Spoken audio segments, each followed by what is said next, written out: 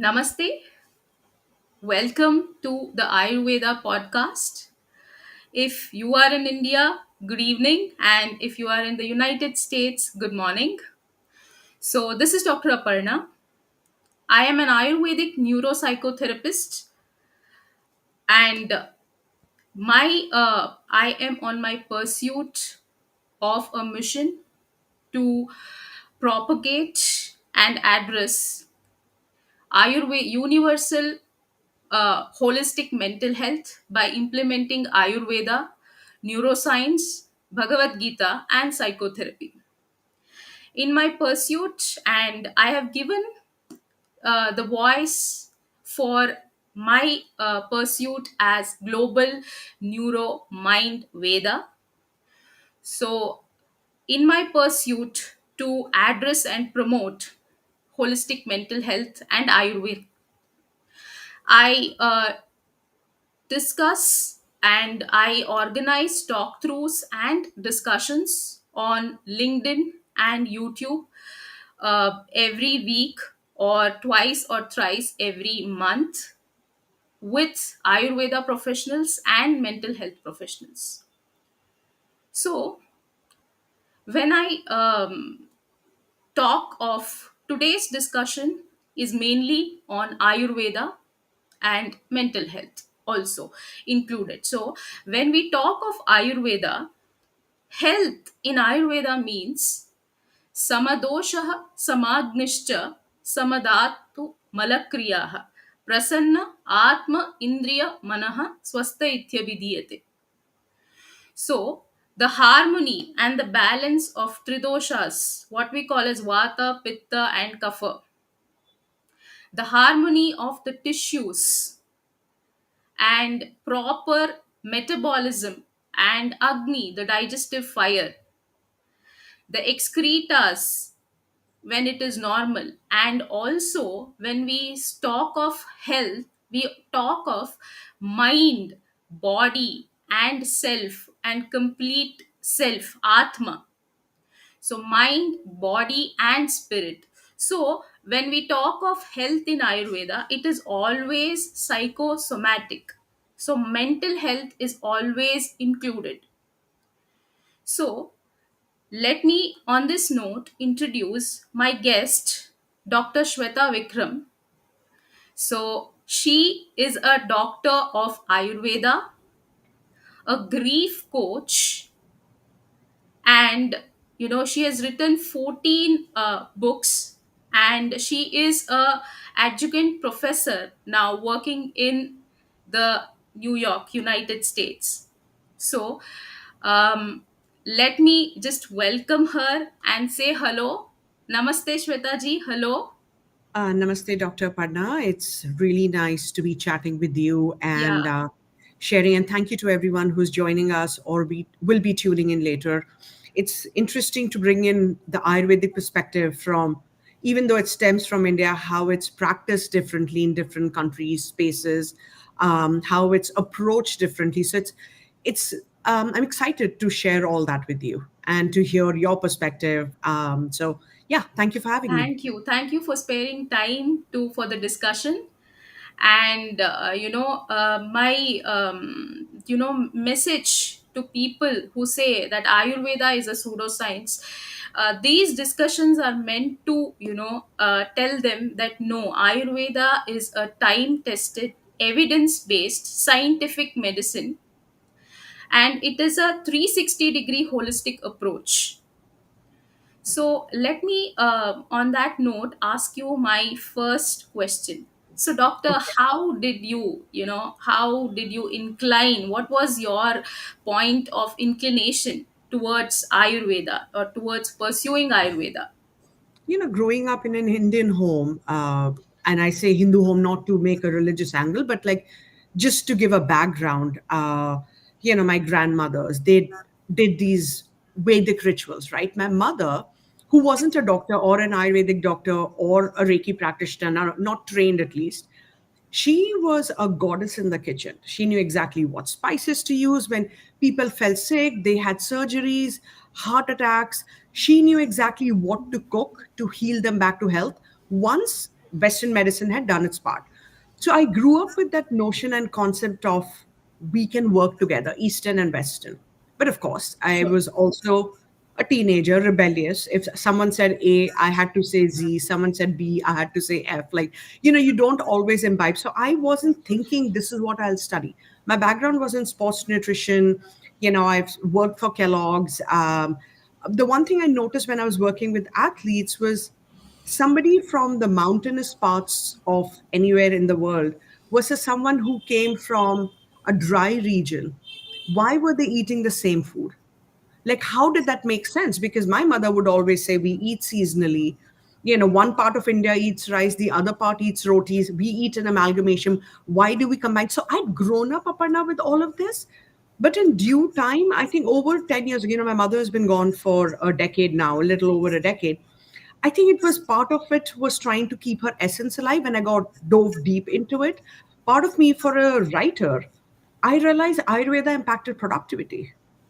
So when people think Ayurveda, they don't always know what it encompasses.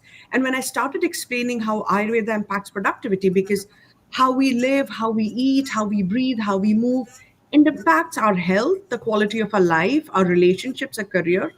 If all though it is in balance, right, you will be more productive. So it started like there were multiple pieces that got me into Ayurveda, health reasons, trying to understand how my mother could be gone so suddenly. How is it that some of us were finishing deadlines like this? Other people, very bright, were getting stuck. Why is it that some people were very, night owls? How is it that some of us were more like the type A's, the pittas, right? So why is it that someone was motivated? Why wasn't someone? And I found all of those answers in Ayurveda. So helping people heal was a big part, but it was also understanding. I have a corporate background. And I realized we are not talking about holistic wellness in employee well being. We're not talking about holistic wellness in performance. We're not talking about holistic wellness, Ayurveda, mindfulness when it comes to productivity or creativity. So, yeah, all of these facets got me involved with Ayurveda. And here I am all this while later. Yeah, that is the beauty of Ayurveda. Even I believe that Ayurveda can beautifully complement, modern medicine as well. Yes. So, and also the for our viewers, what doctor was mentioning was the satmya in Ayurveda, that we eat seasonal, we eat local, and one place, in Ayurveda there is nothing called, one size fits all approach is not there. It is always Absolutely. a customizable and individualized approach. There is no one size fits all approach in Ayurveda. And also, my next question would be, how is Ayurveda, perceived in the United States? So what do people know about Ayurveda in the United States? So I love that you said, I'm paraphrasing what you said so beautifully, that it's not one size fits all, it's customized healing. So I think the approach and the understanding is also very dependent on where people live, where there's awareness, where there's this overall concept of wellness beyond popping pills, right? Like when I talk to my Western medicine doctors or cousins, the one thing I realize is people would want their patients to be more conscious because it helps them heal faster, right? And Ayurveda can complement in that sense. So I feel like cities or areas where people are more conscious, there are more conversations. They're talking about how food, the conversations around pay the farmer now or pay the pharmacy later. So you notice where people are more aware, the awareness of Ayurveda exists. Also, I think age makes a difference. So what I mean by that is, you hit your 30s, your 40s, your 50s, you start to realize like health has got to be my priority. And that doesn't mean eating 5 pounds of something and popping a pill later. No, like, why am I even eating that much? Why am I not breathing well? Why am I feeling tired? People start asking those questions. So Ayurveda, it's over the years, I've seen the way it's exponentially exploded. And I say that because especially over the pandemic, it forced people to pause. It forced them to take account of how are they living? How are they being? Are they just doing? Are they being human beings? So it depends on the part of the country that you're in. But I think everywhere you go, it's like yoga, right? At the start, maybe people were like, what is this? And now schools teach yoga and meditation. So I think Ayurveda is going through that journey where your football players in America have done Panchkarma. So, when they talk about the audience that follows them might get influenced. A celebrity talks about, oh, I use Ayurvedic skincare. So one set of the audience who is very focused on skincare or is looking for options. So I think it's very interesting in how whether someone is looking for diet or lifestyle. And I will say, like, creating awareness through conversations like this is so important because not everyone knows what Ayurveda is. True. They just think, oh, it's skincare. But until you improve your gut health, skincare products will not matter.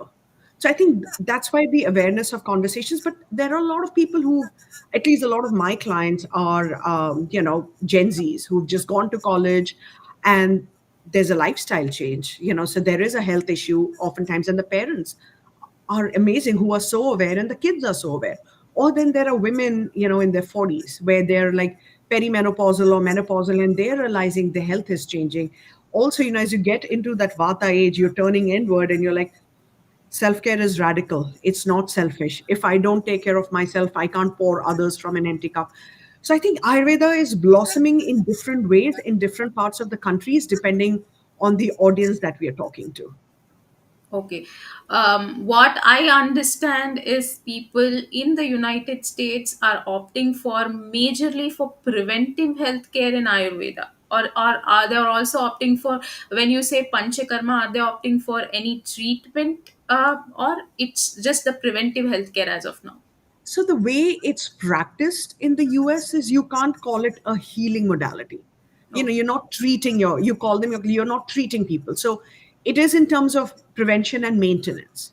But when people go for panchkarma, there are enough people whom I know, who've gone for panchkarma because they have an illness.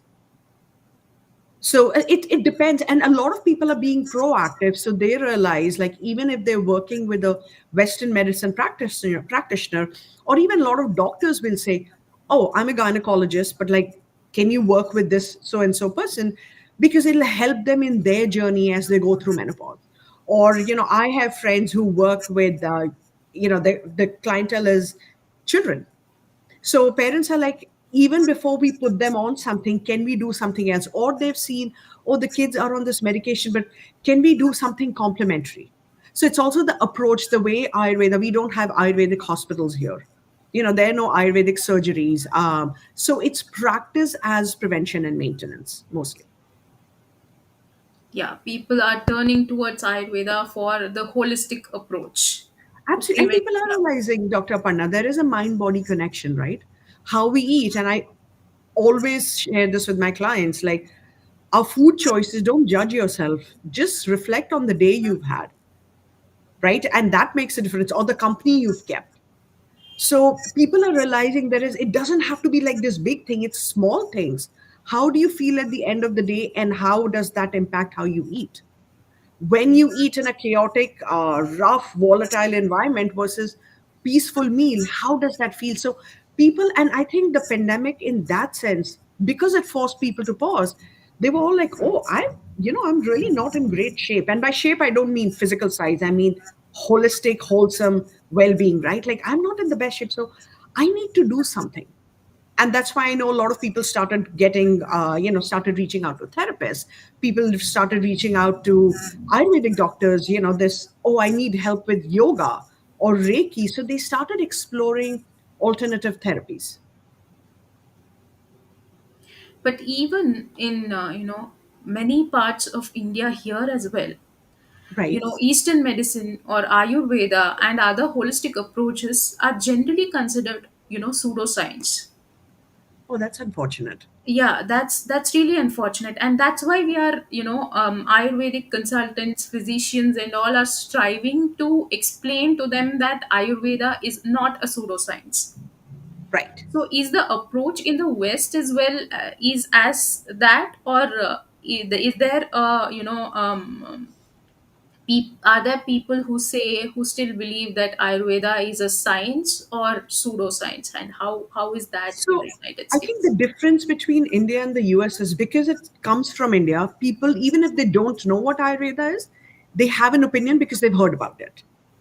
In the West, it's a newer concept. So the people, or at least like the clients I work with, or other doctors that I know of, or practitioners, they really want the help. So they believe in it. They're either tired or they want something which is a combination of Eastern and Western, or they're like, I just want Eastern now. So they're coming in because they have the faith. I'm sure the ones who don't show up are the ones maybe, I won't even say whether they think it's pseudoscience, maybe they don't know much about it. Yes, You know, yes. I've been in spaces and entrepreneurial spaces, and when I talk about, they were like, "Oh, I never thought this is what it could be." And I think that's where it's our responsibilities as Ayurvedic doctors to have these conversations, this beautiful ancient wisdom. How are we breaking it down so a common person can understand, a layman can understand? Right? So it's this beautiful wisdom, it's this beautiful healing modality. But if people don't understand what it is, then how can they seek help or how can we help them? So I think it's also up to us. The onus is on us to bridge the gap. And I say that definitely, I'm sure in India too, but I say that more here because it's not a part of the culture. It's something new. The way yoga came in was new. Acupuncture came in, and acupuncture now, like insurance companies, like you go to an acupuncture, some of them accept insurance, Oh, right? So it's gone through that trajectory, it's changing. And I think education is so important. Like I know of hospitals that offer acupuncture, or like practitioners that where they partner up. So it's a more open conversations around yoga and acupuncture, and that might also change for Ayurveda in the next decade or so. But we need to keep raising this awareness, keep having these conversations. How can people trust something they don't know, which is not familiar to them? Like even something as simple, Dr. Panas, some of the clients, who grew up in parts of the United States where world is very global now. You go to a small village, you'll find chicken tikka and saag paneer. And I tell people that's not Indian food, that's Indian restaurant food, right? Indian food at home is very different. different. But our generation, when they were growing up, the world wasn't global. So people, their understanding of Indian food, oh, it's very spicy or it's very heavy. But when you tell them what simple aloo gobi or yellow dal tadka and rice, the magic it has. So people who've grown up without spices, they thought spices mean spicy. So it's educating on that level. No, no, no, they're seasonal spices. Each spice can impact your doshas. It can cause balance, it can create imbalance. So when the education starts there, so we all as human beings, when we don't know anything, we fear it and we judge it. But the more conversations we have, like spices does not mean spicy. Food can be tastier, and the same food that you eat can be digestible if you add spices. You don't have to take an Ayurvedic medicine.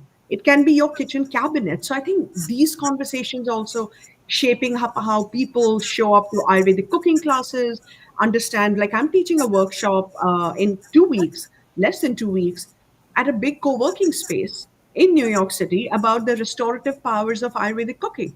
And this was, I've taught about grief and given talk and all that, but they wanted more about Ayurveda and food. So I was like, okay, let's start here.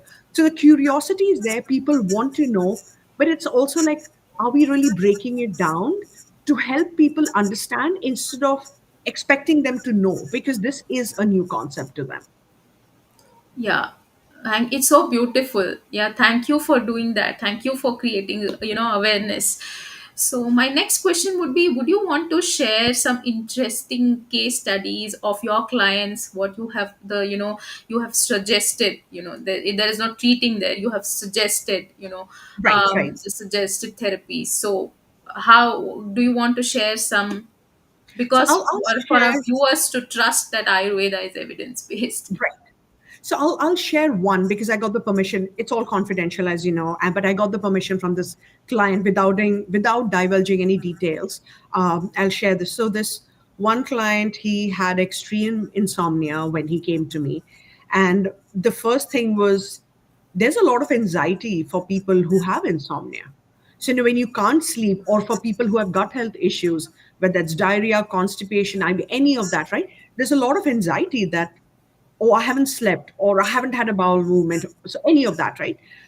So this person, even when he and I started to talk, my first thing to him was, don't come in thinking Ayurveda will cure anything, because don't have those expectations, because Ayurveda is a living science. You have to do the work. I can help you as a guide, as a doctor, but I can't come into your pantry and cook for you. I can't make sure you following what we talked about. And even if you follow 80%, I follow the 80-20% rule. 80% of the times, do what Ayurveda is suggesting for you in the now. 20% of the times, you want to eat five gulab jamuns, be my guest. It's called being human.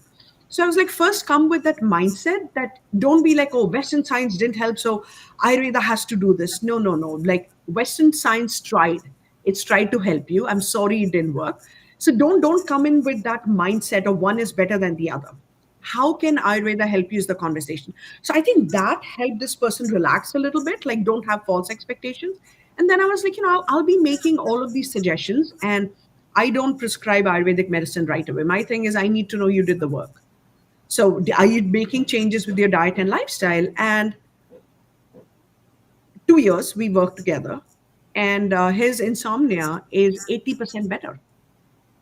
And one of the things that I was like, simple things for people, what kind of lentils you eat creates so much heat in the body. And this person was eating late at night. He was eating extremely spicy foods that was agitating his mind. So, very Rajasic mind. And the Pitta dosha was completely imbalanced. The high anxiety, we know what happens with Vata. So, first thing was with diet, like things that were creating a lot of heat in the body, we took that out, whether it was alcohol, spicy foods. See, in the US, people drink a lot of kombucha, have fermented foods, because the Western philosophy is fermented foods are probiotics that great for you. And that's all true. But you know this, for somebody who has extreme pitta imbalance, fermented foods over summer are the worst thing. So there is all this agitation in the mind. Then you eating foods that's creating further heat, and you are going through a divorce, which is creating this further anger and agitation.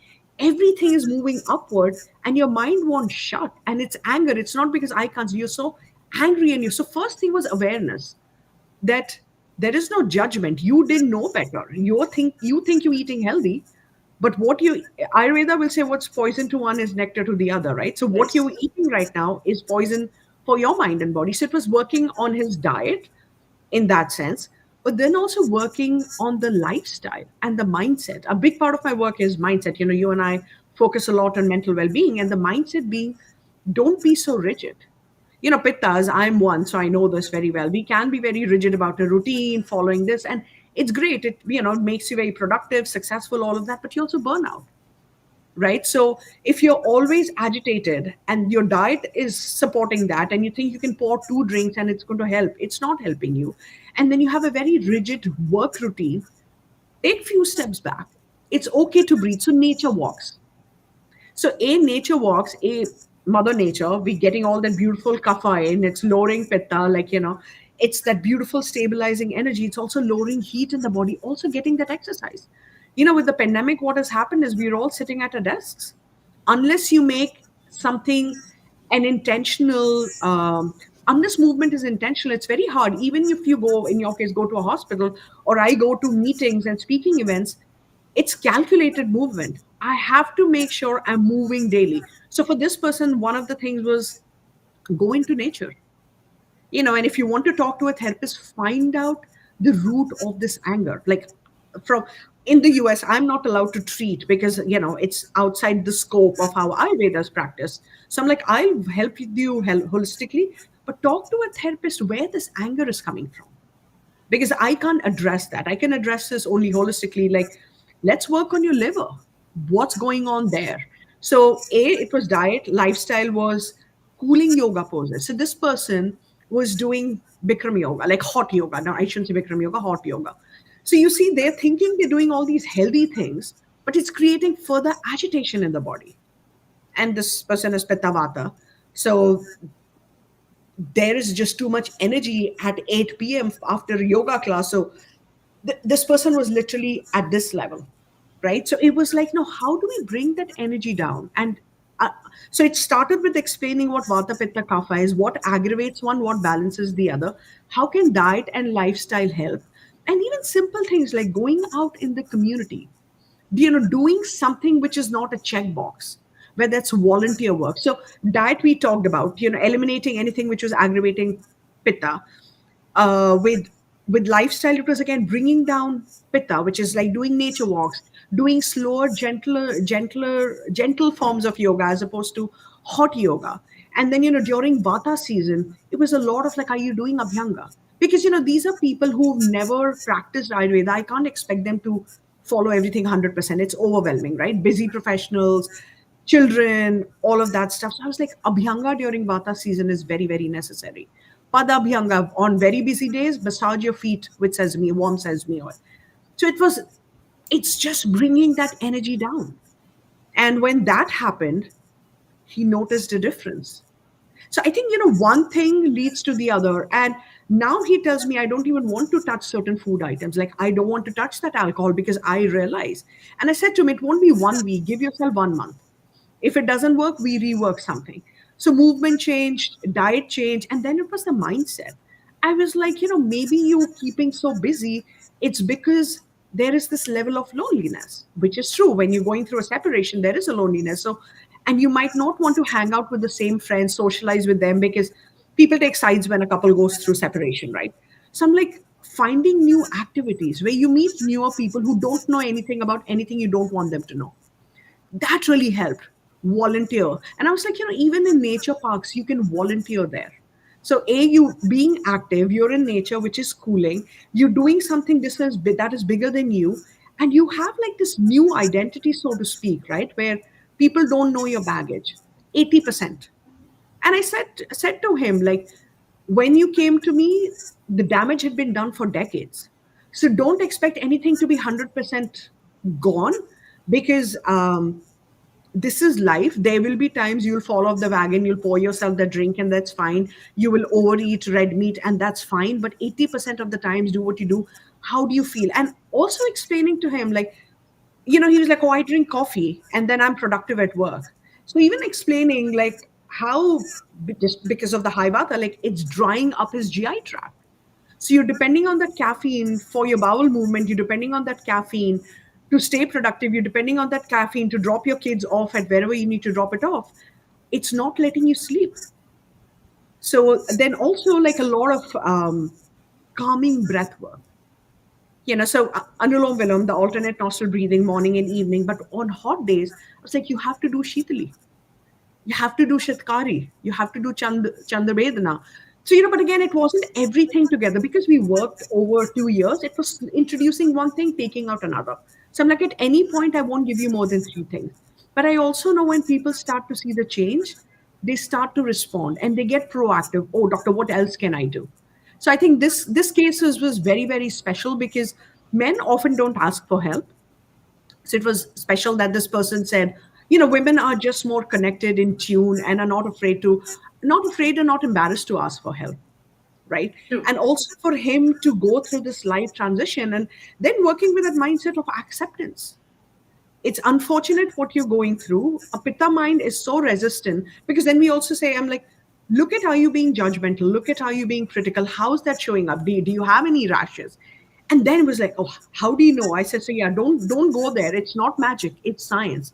So explaining how pitta imbalance can show up, how vata imbalance can show up. So I think just first was educating, right? Then saying we add this, we take, but I've always eaten. And I was like, and clearly it's not helping you.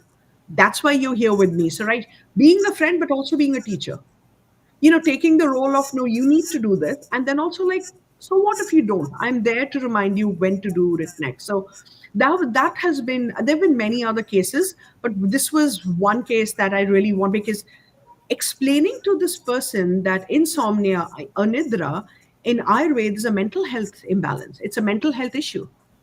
So the minute you say that, the framework, everything started making sense to him. First, there's resistance. So, like, I am really like a therapist. I said, I'm not a therapist. I'm an Ayurvedic doctor. I'm an Ayurvedic practitioner. So we approaching it differently. Though I do recommend talking to a therapist. But even framing that, they're like, oh, it's okay. I slept for 2 hours and I was fine. And I was like, define fine. And then reminding them the definition of health, and not having a sickness doesn't mean you're healthy. if you're cranky, you're agitated, you can't sleep, your digestion feels poor, you don't want to be around people, Ayurveda would call all of that as not being in good health. Yeah. True. And to summarize for our viewers, what doctor was saying is the beauty of Ayurveda is that we take a elaborate history, including Absolutely. their food, the causative factors we call nidana parivarjana. So what are the causative factors? So if we once we stop the causative factors, and once we take into consideration the food, the sleep, the mental health, the cognition, there are several aspects to taking history. If you have ever been to an Ayurveda doctor, the history taking process itself is very, very, very elaborate. So a good doctor of any stream will spend time with you and will take your full history to know in and out. And then what she said was, mainly she also concentrated on food is medicine. Your kitchen also, the food is medicine, the nature, the yoga, the meditation aspects, all the holistic aspects, which makes Ayurveda very unique from other systems of medicine. That's why it is called, the preventive. It concentrates more on the preventive aspects. That's why it is the science of life. So, Right. and yeah, and my next question, doctor, would be, congratulations for your book, The Loss That Binds Us. It's a bestseller. Oh yeah, there's the book. Here. So I've not read the book, but I want to read the book.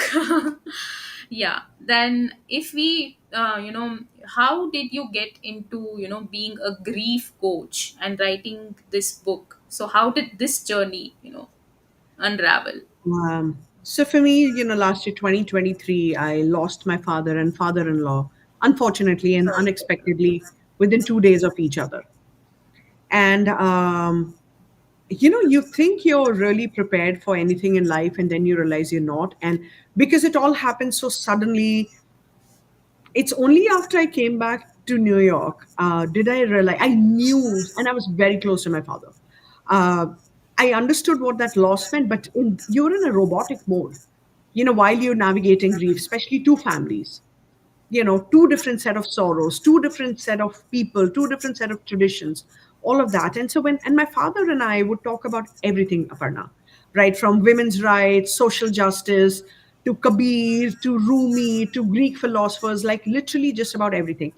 And he would always say, like, grief is, it's, the when we love someone, it's, how do I say this? Grief is the price we pay for love. And grief is not necessarily only about losing a loved one. It could be the end of a friendship, a relationship, opportunity. The intensity will differ, of course, but losing your health.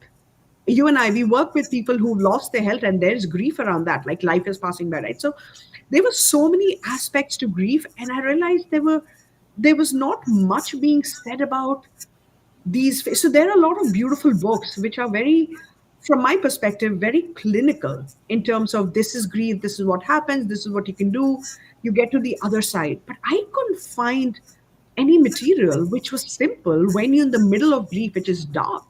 Oh, grief will show you the darkness within you and the people around you. And eventually, we, and I don't think healing, it just stops. Like, I think for me, the healing will continue until my last breath, right? And the grief is temperamental. It goes, it comes back. Something will be a trigger, might not be a trigger. And I couldn't find something out there which would address all of these. You're heartbroken, and you're not just heartbroken because you've lost a loved one. Your world changes when you lose a loved one. People show their true colors, or you had expectations, your relationships change, your identity transformed. And I was like, all of this, I wish there was a simple manual. So there you go. It has 108 tips to navigate grief, and it addresses every aspect of grief. When you're sitting in that dark loneliness of grief has just hit you and you have all these feelings, and we live in a world which needs to be only an Instagram highlighted reel, like, oh, I'm living my best life. That's not real life. There is a heartache, and there's Jekyll and Hyde in all of us, right? But we're not allowed to show the dark side. So I write about the dark side. that disappointment that you have it, because Ayurveda will tell you, right?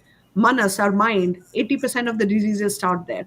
So if Western science will tell you unrepressed, emotions can lead to autoimmune diseases. 60% of autoimmune diseases happen to women, very often rooted in emotion. So grief is also such a big emotion. It's impacting your organs, it's impacting how you show up. Grief in the workplace, we don't do much about it. We talk about maternity leave, but we don't talk about women who are going through menopause. We don't talk about people who've lost, and having maternity leave policies are very, very important, but having these conversations, we should also hold space for them. Imagine an employee, someone like me who's lost two people. I'm supposed to show up to work and do a big presentation. How can that be authentic? So I wanted to start talking about grief, and not in this heavy way. Grief, like kapha, is sticky and heavy and pulls you down. I wanted to talk about grief in there is also light. How do we honor the people we miss? How do we honor the relationships we miss? How do we find peace? The reality is they are gone, and you have to honor your life as well. So, how do you continue living without remorse or guilt? How do you honor the fact that you're alive, and what a privilege it is to be alive? And that's why I ended up writing this book, which, it starts with the raw aspect of what grief can look like. And just because your world has changed doesn't mean it's other people's. That mean person will continue to being mean. Your grief doesn't change them, right? At the same time, just because you were this person who showed up for a million people, you won't stop doing that just because you're grieving. So somewhere you need to recalibrate too, right? So grief gave me a chance to really grow up and look at my own, pardon my French, I call it BS meter, bullshit meter. Like, where did I need to change? I can't just keep telling people the world needs to change. So it's a grief can also be a place of really good self growth, right? But also, people very often, I know I felt lost. Like, okay, now where do I go next? This is the part of grief I'm at. Where do I go next? Everything is too clinical. And so people tell me, in the stage of life we are at, we lose more than we gain. When you're in your 20s, everyone around you is alive, healthy, friendships are going great, all of that stuff. But as you get older, life gets more complicated. So the world is grieving. So people tell me when they read this book, they just close their eyes, they open a page, and it's what they're seeking. The book offers them that. So it's 108 tips, and they're really, really short tips. I didn't want, during grief, you don't need to intellectualize anything. So how can we simplify that? And that was the idea. That's such a long-winded answer, but I had no short way of explaining. Like, I was trying to process my own grief and wanting to honor what my dad wanted, to normalize grief and have an offering for people. But it also helped me in my healing journey, where it worked as a mirror on what I needed to work on myself.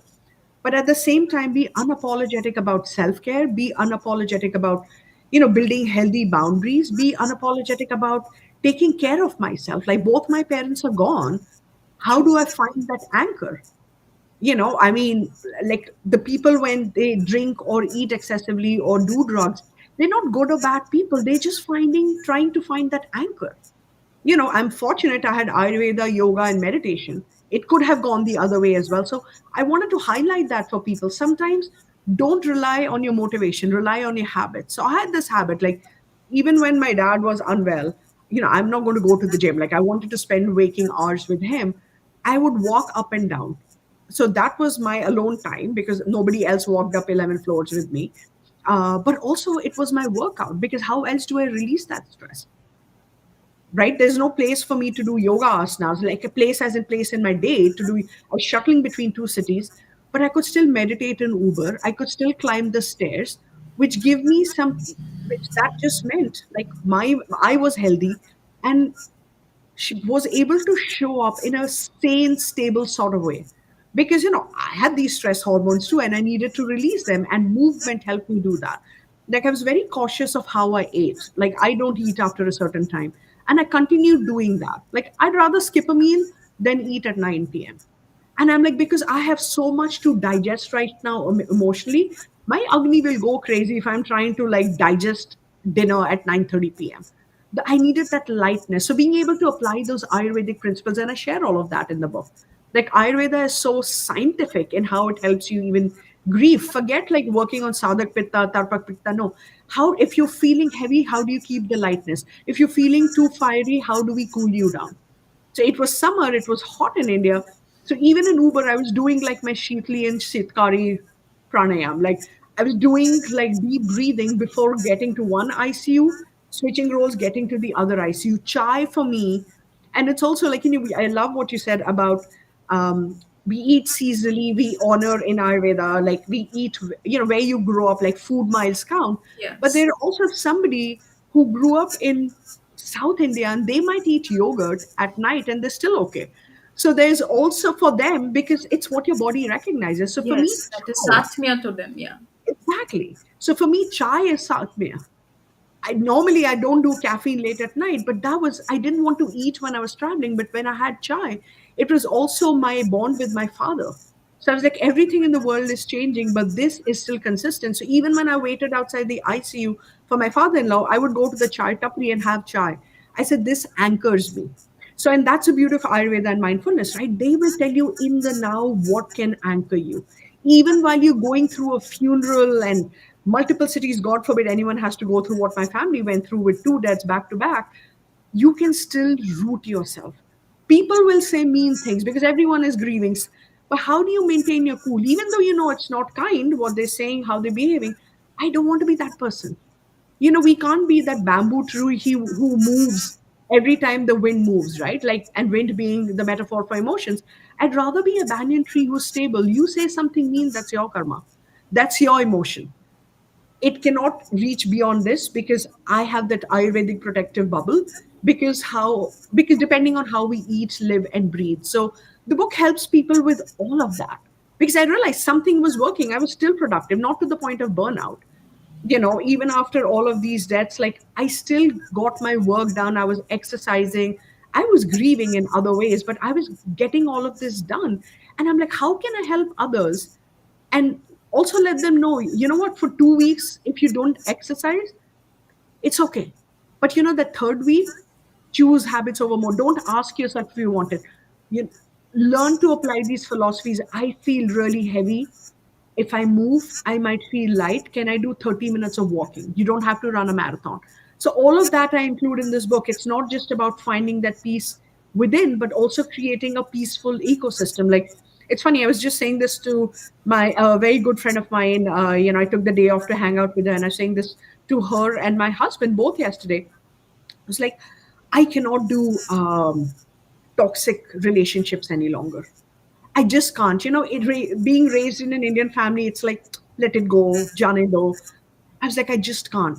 Like, losing my parents so early in life has made me realize life happens like this when you're planning it. So learn to honor that.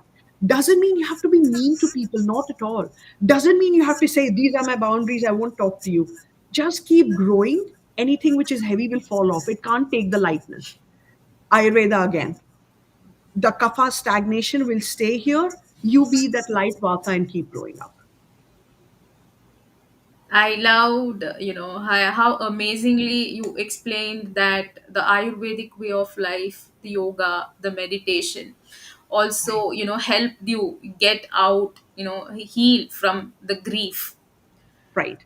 So yeah, so Ayurveda also, can help to a great extent to, improve our mental health. So this is what more proof than, this. Absolutely. And Dr. Panna, you asked me about like this is why I got into grief coaching. Bless you. But I bring in Ayurveda into my grief coaching sessions. It's like, how are we doing diet, lifestyle, and herbs to help somebody grieve? Like I always say, in the US, we have territories of who works what. So I am not a mental health counselor. So you get my clients, I'm like, you go to them for your specific things where you need help. But like the example that I just shared, how you eat, how you live, the people you surround yourself with, it all impacts your mental well-being. And like even something as simple as pausing. For a lot of people who grieving, they go nonstop. And I'm like, apply the kapha principles of slowing down. When you slow down, you realize what is working and what is not working.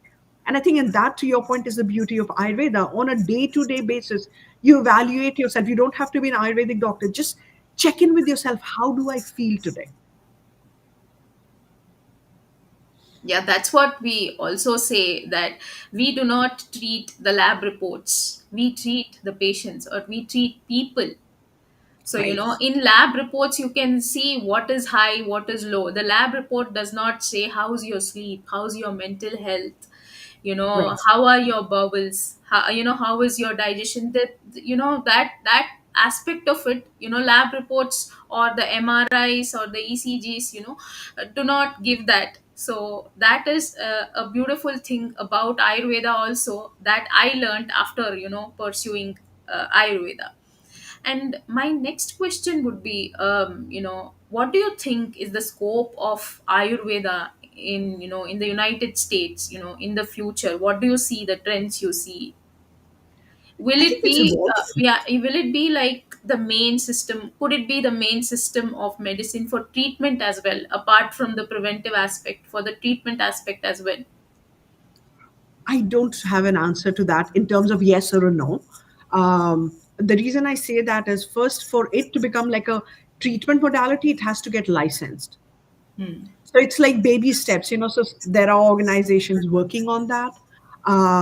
But I will, like I said earlier, like it's evolving and there is an openness. People are don't just wait to fall sick to go see someone, an Ayurvedic doctor, or go to a Panchakarma center. Like, they'll say, no, I need to do this for maintenance or for prevention. So it has evolved over the years, and I think the world being global and, social media, we all have a views. I think it helps.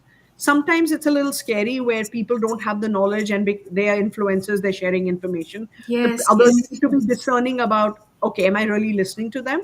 So I think this is where the license would come in handy. But I think for the world to be open to an Ayurvedic hospital in the West, I think a lot of work needs to be done. They'll But there need are more specifics. colleges coming up, no? Ayurveda colleges coming up in the So United. colleges are coming up, so people. So again, it's limited to prevention and maintenance. I Okay. think for the treatment modality, licensure is necessary, and then a whole other way of thinking, right? That openness, and it's conversations. The world is changing, so who knows? 10 years from now, 10 years ago, one couldn't have thought this is how open people would be, or people, acupuncturists taking insurance now. um, they couldn't have thought 15, 20 years ago this is the level of openness. So we'll have to wait and watch. But I'm very excited about the scope of Ayurveda, and I'm excited about um, how open the younger generations. I have a lot of faith. Like, when I see Gen Zs reaching out, connecting, because they understand something is not working or they could be doing better. So I love that the younger generation is so open to it. And, they are the future. So it'll be interesting to see 10 years from now when they are settling in, have the money, they're looking at health options. What do they have to say about it? Yeah. And also here in India, mainly every Tom, Dick, and Harry has an opinion on, Ayurveda. There's so many myths, misinformations, and false informations going on about Ayurveda. And what is the, I just wanted to ask, what are the myths that you have heard about Ayurveda which are, untrue? Have you heard So any in the United States? not really. I've also heard it from people in India. They keep talking about, oh, Ayurveda has metals. As like those are called bhasmas, and not everything has metals. Like, and so we don't like basmas are not legal in the United States. So I wouldn't recommend any Ayurvedic herb which has metals in it, right? So I honor the legality where I live, the systems of that. The the myths that I've heard is again from mostly from people back in India, where there is this war. Here they might not recognize it, which is different. They say it might be placebo, which is very different from saying it's wrong or it has this. It's like, what is it? I've had people say, no, I don't know what it is. And I'm like, oh, I'm happy to talk to you about it. But I haven't had, in my experience, and maybe others feel it, I've never had someone say, oh, this is rubbish. Not from a Western doctor. And I haven't heard that from my clients. Clients will obviously come to you because they seek help. They might not know. There's like, yeah, I'm curious. I've heard about it. Oh, I went, and people do a lot of retreats here. I went for a 2-day Ayurvedic cooking retreat. So people are dabbling. And I respect curiosity. I don't, even I get annoyed when people have an opinion based on nothing. Like, yes, there are bhasmas, there is metal, but that's not Ayurveda. You've taken this 5,000-year-old wisdom and you pointed it down to just this. It's like saying Western medicine is only surgeries. No, that's silly. There's so much of help that Western medicine, especially when it comes to any kind of trauma, right? But you Yes. can't just limit it to, oh, Western medicine is surgery and ER. So it's, I think this war, so to speak, is unnecessary. If we had more conversations and dialogues, we could work together. And because it makes life easier even for Western medicine practitioners, right? When Yes. their patients, their rogis, so to speak, eat well, move better, the medications work better, right? You can keep taking a pill, but if you don't work on the other aspects, you don't get better. And then you say, oh, my doctor is useless, or that medicine doesn't work. A medicine will work and a doctor's wisdom will work if you do the work. And that's the same philosophy, I think, across everything, even in yoga. When people say, oh, yoga causes injury, if you're a beginner, first you need to, at any stage, you need to know how to breathe first, right? That's what we teach in yoga classes, basic focus on breath. But if you start doing handstands when you've never once lifted even 5 pounds in your life and you injure yourself and you say yoga causes injury, that's not really fair. So it's having reasonable conversations, asking people, oh, does Ayurveda just mean metals? I'm happy to answer that. But just, saying this with this disdain, Ayurveda as metals, there's a difference in that conversation. My last question before I let you go, it would be that what is your message to our viewers, like when you have been a non ayurvedic practitioner to being a ayurvedic practitioner now, Right. what ayurveda can do you have a message that how ayurveda can change is has changed your life, your clients life of your clients, and it can do it for other people, our viewers as well, who are new to ayurveda. Absolutely.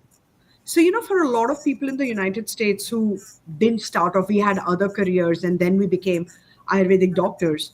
It was always a personal story. So, without getting into that, I'll tell people I'm living proof of if you eat well, live well, breathe well, if you're cognizant of how you exist in this ecosystem of other people and humanity and yourself, your body will heal, your mind can heal. We and so make wellness a priority. It shouldn't be something you do after you've done other things. And then don't come to an Ayurvedic doctor and say, oh, but this didn't work. Did you do the work? So own it, own your well-being, own your pride, make wellness a priority. Like, people are like, I'll give you an example, and I used to do that too. Going on vacation had 50 million things. Now vacation for me and my family is also restoration, and that's how we live our lives. I cannot do back-to-back things. I refuse to do that. Today happens to be a day where I have to do many back-to-back things, but it's an aberration. That's not how I live. And also being flexible, that sometimes you have no control over your schedule. So you say gratitude that in a world where so many losses are happening, I have a productive day, right? But tomorrow morning, I'm going to scale back, do a gentle yoga class, do a Bhyanga. So all I'm saying is Ayurveda is the science of life. And if you nourish it, it nourishes you back. Try it. But be very wary of, who you're working with. Because when we get into trouble is when we start to work with anyone. So, ask questions. Your doctor will help you. Be curious, but keep an open mind. And ultimately, you have to realize how you eat, how you move, who you talk to, what you watch, what you read. All of that impacts your health. It's not just eating salad and running 5 miles, but then going to bed at 3 a.m. It's wholesome. So if you're ready for wholesome living, I promise you, the one thing, I never make promises because life changes, you just won't want to go back to any other way of living. Because when you find that peace within, when you wake up and you feel that joy, and when you don't feel joy, you check in and you know why you don't feel the joy. It's just a beautiful way of being. So yeah, ask your doctor how you can experience this joy of being. So Thank you very much. Thank you very much for that. And because of a busy schedule and time constraints, I am letting you go, and I'm Thank you. waiting some more interesting conversation. I'm awaiting some more interesting conversations with you on Ayurveda and mental health in future. So thank you, doctor. Thank you for being a part of my the Ayurveda podcast. So, and Thank you, as you Dr. said, Aparna. as you said, even I did not choose Ayurveda, by choice. I came to Ayurveda by chance because I missed my merit MBBS seat. I had no other option. Either I had to take BDS or Ayurveda or homeopathy. So I Right. came to Ayurveda, by chance, having ambiguities and doubts inside me. Of But course. I feel this is the best decision I have ever made in my life, because Beautiful. being in Ayurveda, I've also learned, modern allopathic medicine as well. I've worked in the Right. allopathic field as well. And also I felt that if I would have chosen MBBS, I couldn't have learned the Ayurveda in detail how I learned, like this. So Right. Ayurveda also has changed, my perspective and my way of living. And so, for our viewers, and finally, thank you very much. Namaste. Thank you. Thank you, We will Dr. meet you Aparna. again This soon. was Thank you. lovely. Thank you. And to everyone who joined us and will be watching the recording, thank you for making the time. Be well. Thank you. So, thank you, viewers. Stay tuned for more such conversations on the Ayurveda podcast. And I'll be back in the next session on a different topic. So, thank you. Stay tuned.